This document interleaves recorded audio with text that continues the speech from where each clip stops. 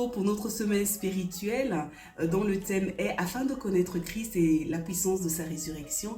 Je vais partager avec vous quelques réflexions que j'ai tirées des passages de Luc 5 du verset 1er au verset 11 et de Jean 21 du verset 1er au verset 14. Il s'agit des deux pêches miraculeuses. Les deux événements se passent en lieu après une pêche infructueuse toute la nuit, donc le temps favorable, et cela se passe sur le même lac et en eau profonde.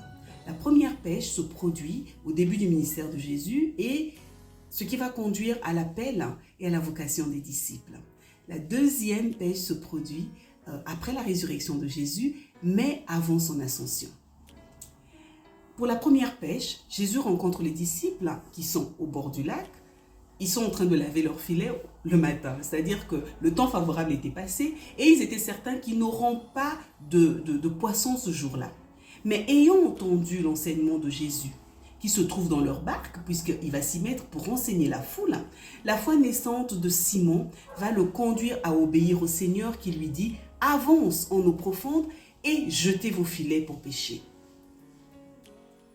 Tandis que pour le deuxième miracle, c'est aussi au matin, mais là, les disciples sont toujours en eau profonde. Jésus n'est pas avec eux dans la barque. C'est du rivage qui leur dit « Jetez le filet du côté droit de la barque et vous trouverez, c'est-à-dire le poisson ». Là, l'ordre est précis, le résultat est garanti. En ce qui concerne le temps, qu'il soit favorable ou pas, obéissons simplement au Seigneur. Et c'est ce que nous faisons en réalisant ce concert et aussi par toutes les actions qui sont menées tout autour, que cela soit les répétitions, que cela soit les distributions et les invitations. Les eaux profondes sont aussi une image, ça peut être de Jean-Blou, mais aussi de tous les lieux où tu te trouves. Car la pêche est une activité professionnelle et Galilée, c'est le lieu d'habitation des disciples. Donc que cela soit ton travail, là où tu habites, c'est un terrain favorable pour obéir au Seigneur et ainsi réaliser une pêche miraculeuse aussi. L'ordre du Seigneur est là. Il nous dit dans Matthieu 28, 19, « Allez, faites de toutes les nations les disciples. » Dans Marc 16, 15, il nous dit « Allez par tout le monde et prêchez la bonne nouvelle à toute la création. » Le Seigneur nous garantit le résultat. On peut tirer cela dans 2 Pierre 3, 9. Le Seigneur ne tarde pas dans l'accomplissement de la promesse, comme quelques-uns le croient, mais il use de patience envers tous, ne voulant pas qu'aucun périsse, mais voulant que tous arrivent à la repentance. Tant que l'Église n'est pas enlevée, nous avons cette certitude qu'il y a encore des âmes qui accepteront le Seigneur. De plus, à notre époque, il y a déjà eu l'ascension du Seigneur, les fusions de l'Esprit, le baptême d'Esprit et de puissance.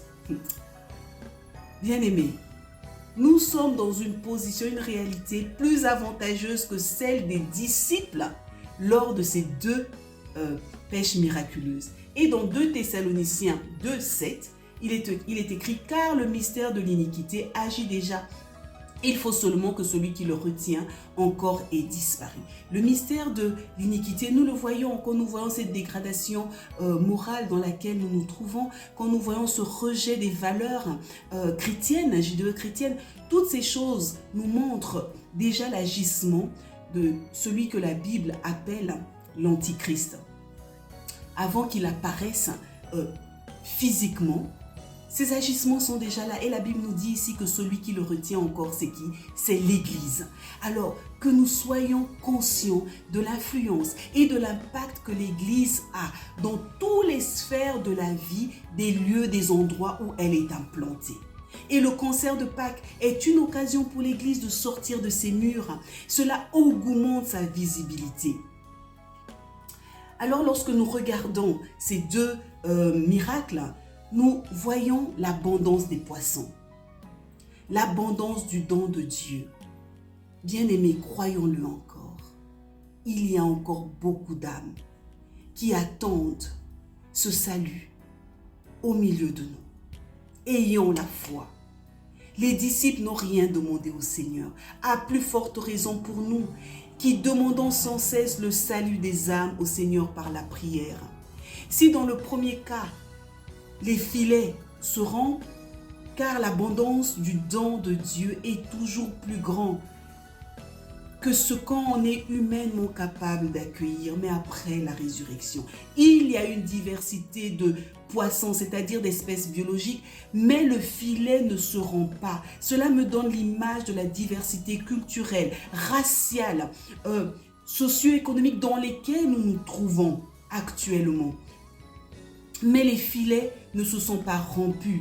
Et pour l'Église, en puisant notre unité, notre force du Seigneur Jésus, mais aussi du Saint-Esprit, l'Église va grandir et nous allons perdre aucun de ceux qui vont venir au milieu de nous. Car comme il est écrit dans Éphésiens 4,16, c'est de lui, c'est-à-dire du Seigneur, et grâce à tous les liens de son assistance que le corps, bien coordonné et formant un solide assemblage, tire son accroissement. Bien-aimé, notre Église va grandir, nous le croyons, au travers de cet événement. Et quand nous voyons les poissons qui sont pêchés, dans le deuxième cas, les poissons sont amenés à Jésus. Que ce concert soit pour nous, en étant dans l'obéissance, cette opportunité d'emmener toutes ces personnes au Seigneur Jésus, comme lors de cette pièce, de cette pêche miraculeuse. En tout cas, c'est ma prière. Soyons bénis.